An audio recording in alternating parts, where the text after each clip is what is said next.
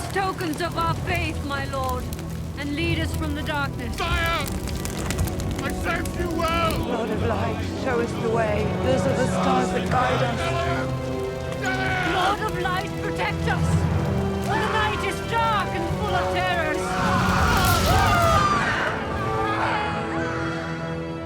Beginning of this season, we come upon Stannis having gone full Melisandre. He's definitely thrown in all of his bets with her, and he's burning people who refuse to acknowledge her god and her way of doing things. So I would say that what started as a practical thing for Stannis has become more than that. He certainly has seen that Melisandre's power is real. You know, he's seen that she is capable of birthing a shadow demon that will eliminate, one of his enemies.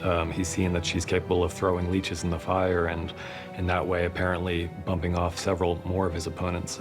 He's a very practical man. I don't think he cares so much about matters of theology. He just cares about winning this war and being installed as the king and sitting on the Iron Throne. And Melisandre seems to him his best chance. And if that means using black magic, so be it. If that means worshiping the Lord of Light, then so be it. He wants his birthright, is obsessed with his birthright, and this is, as far as he can see it, the only way he's ever going to get what is coming to him. So he's now going to try things her way, and this is a pretty brutal, ugly way of letting everybody know where he stands on the Lord of Light front.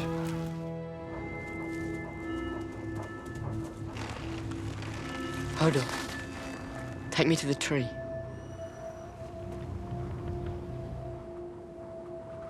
When Bran touches the weirwood tree, he gets a sort of a coming attraction of the full breadth and power of the sight that he has, and it's sort of telling him what's coming down the road for him once he truly masters this ability. Of course, he doesn't know what they all mean because they're all mixed and jumbled together. And every image in there does, it's there for a reason, and it does have some bearing on his story specifically and the story in general going forward. There were certain key images that we really wanted to see, so whether it's a shot of Ned Stark in the black cells below the Red Keep in the time before his execution that Bran could not have seen, whether it's a shot of Bran falling, from a perspective he couldn't have seen it, or maybe the most crucial shot to us was the shadow of a dragon flying over King's Landing. And we don't know yet, is that from the past? Is it from the future? We'll find out, but it's not clear yet, and nor should it be clear to Bran. But the one thing that does make sense is that someone's trying to guide him, and that someone is opening his eyes to a very specific destination, and that's where he's going to find his destiny. I know where we have to go.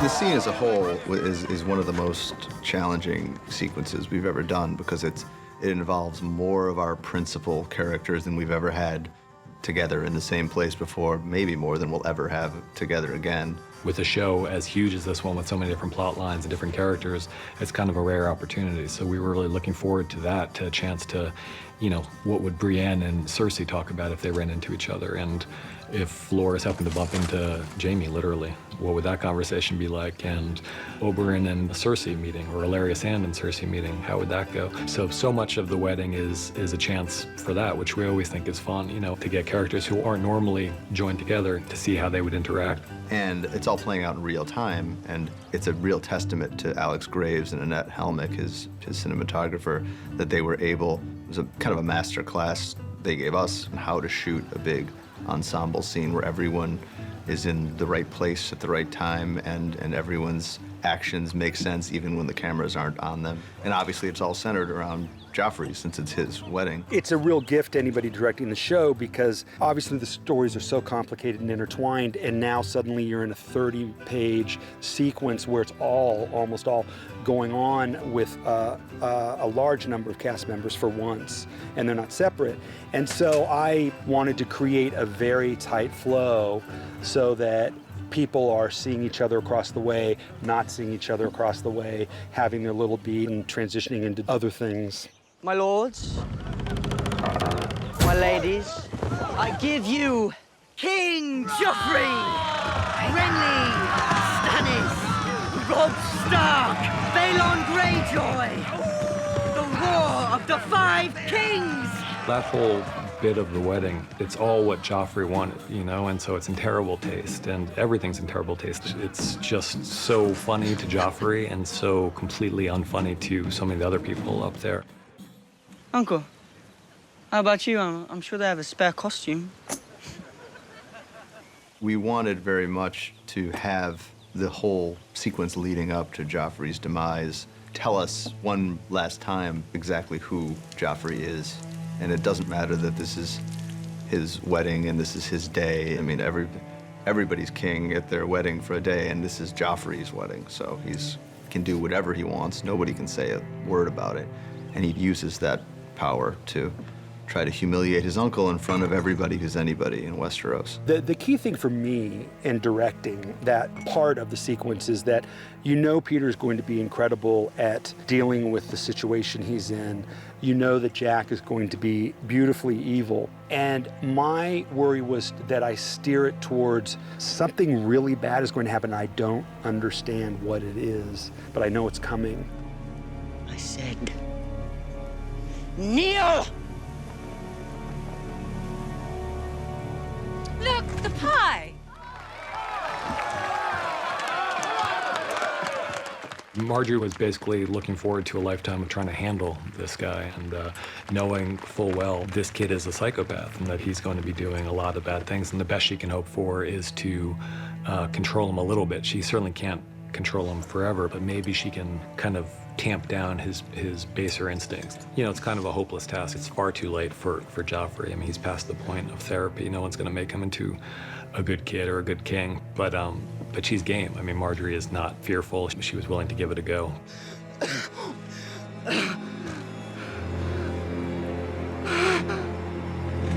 He's choking! I'm the poor boy.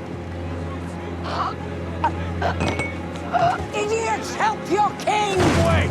Jack is such an incredible actor and young man and is so lovable, and everybody's crazy about him that you just wanted to go, how great can we make this? And he, I think, had a great time and was fantastic in it. I think between Jack and Lena, these are two not particularly pleasant people, but in the moment of his death, their characters sort of fall away, and he becomes just a terrified child who's looking to his mother for help, and she becomes the worst thing in the world anyone can imagine. There's a mother who's unable to help her son as he's dying in her arms, and they bring out the underlying humanity in these characters that I think in the hands of lesser actors could so easily turn into just evil stereotypes and could make Joffrey's death a purely triumphal moment for the audience, and I really don't think it is in the version of it that Jack and Lena have given us. It was really fun filming all the different things that are going while he's dying, because it's so many different things, so many different places, but, you know, Sansa is pulled into her escape. Tyrion is wondering what's going on and assuming the goblet had something to do with it. Cersei is experiencing her child dying in front of her. Tywin is realizing that someone has taken out a hit on a family member in public. Oberyn seems to know a lot about poison, so is he a suspect? And we're really worried about everybody, give or take, and who had what part to play in it. He poisoned my son, your king. Traditionally, you know, the seasons are kind of slow builds, and the episodes towards the end obviously are the climactic ones, and the early episodes building up to them. And we thought it'd be fun to shake it up a little bit this time and have something very dramatic happen quite early. And also just knowing that we needed so much of the season to deal with the aftermath. It was an episode we've been looking forward to for a long time. I don't think there's ever been an actor who has played a character less like himself than Jack Gleeson. He is the sweetest, loveliest, most excellent person you could ever want to know. So it's the joy in watching Joffrey die on screen, be that as it may for the people watching, the sadness that everybody on the production felt at the thought that Jack wasn't going to be on the show anymore was a real hit for everybody. It's a very difficult person for us to let go. He's been such a defining part of the show from the very, very first episode. With no